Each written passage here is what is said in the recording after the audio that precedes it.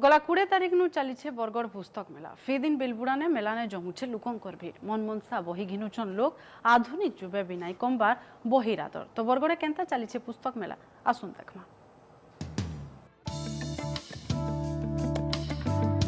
केते रकम रो बही स्टॉल केने छुआ मानकटा मिलुछे तो केने बड़ बड़ लुकंकर लागी बही मिलुछे स्कूल बही नु मूल करी रंधा बड़ा तक सबु रकमर बही मिलुछे और फी दिन बिल बुल्ले लुकंकर भीड़ जमुछे बरगढ़ पुस्तक मेला ने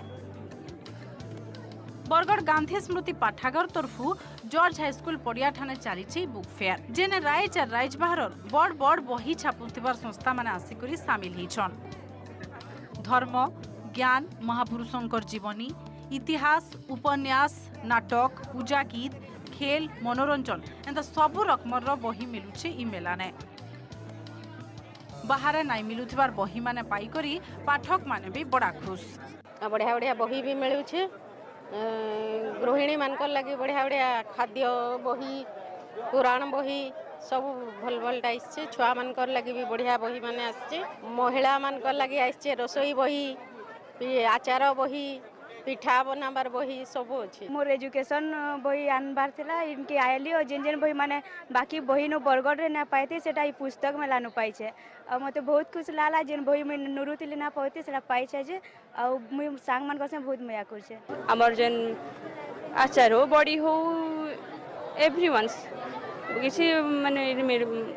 सुविधा रे मिल जेसी हमकर एंटरटेनमेंट बड मानकर एंटरटेनमेंट